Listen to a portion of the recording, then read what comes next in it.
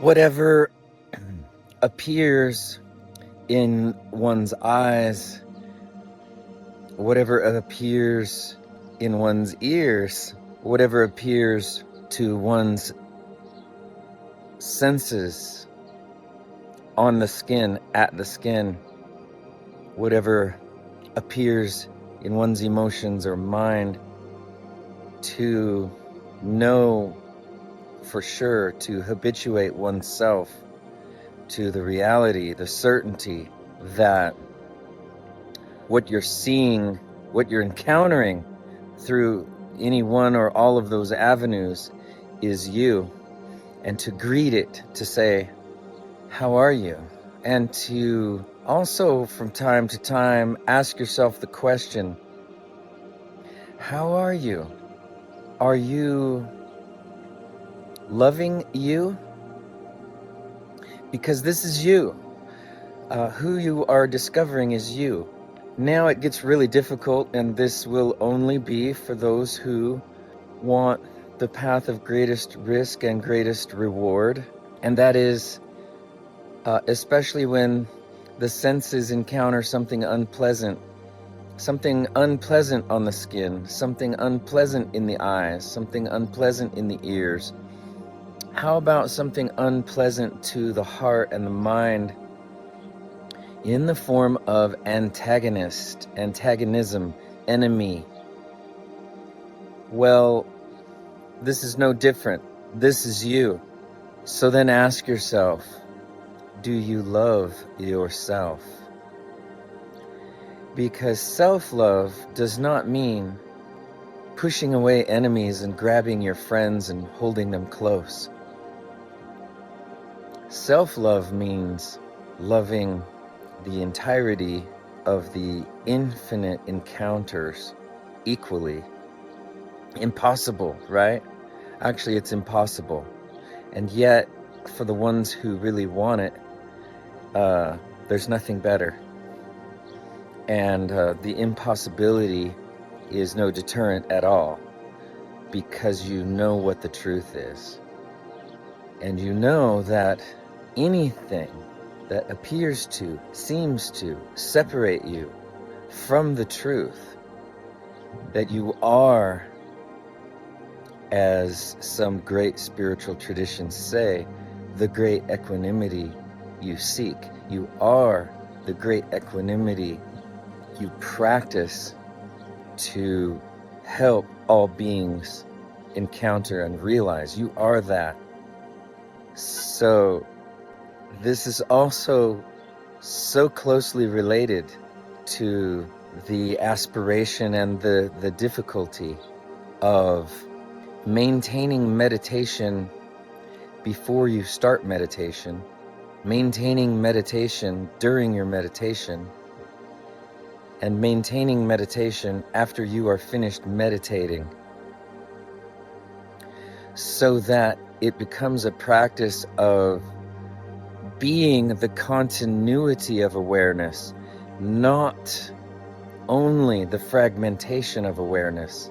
It's easy to be the fragmentation of awareness because each one of us is a fragment. I am a fragment of humanity. I am a fragment of 8+ billion human creatures. That is a very, very nearly invisibly small fragment. But the spiritual road, the so-called spiritual road, brings you into the experience that as you are a fragment, at the same time, seen from the reality of that awareness that is nothing other than continuity, nothing is outside of what you are. So how can you be a fragment if nothing is separable from you already? And that's no mere idea. From a materialist standpoint, yes, it is a mere fantasy, but from an experiential standpoint, at least, and from the standpoint of the religious traditions of the world, not at all a fantasy. It's simply the way things are behind the veil of the way things seem to be. So try this. Try to meditate. Try to allow everything you see become a cause of meditation or a fuel for the meditation you're already engaged in.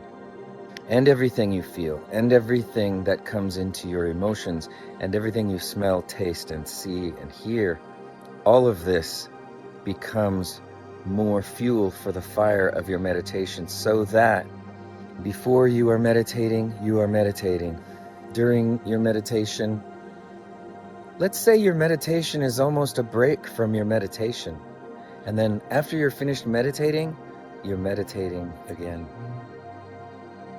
So that you practice ever more diligently becoming the continuity of awareness. That awareness that is not only a continuum, but it's a continuum in all directions, in all places, from all dimensions, and nothing can break that continuum.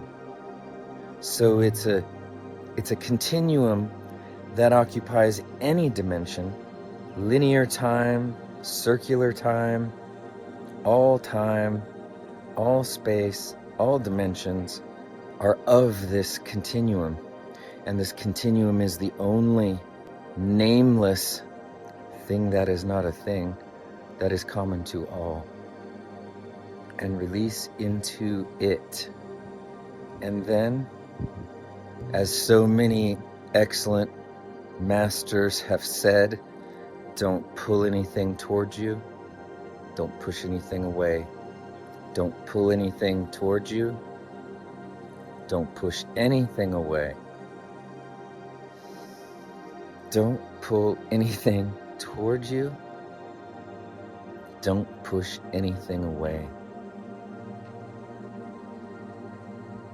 If you don't push anything away and you don't pull anything towards you, if you don't pull anything towards you and you don't push anything away, if you succeed,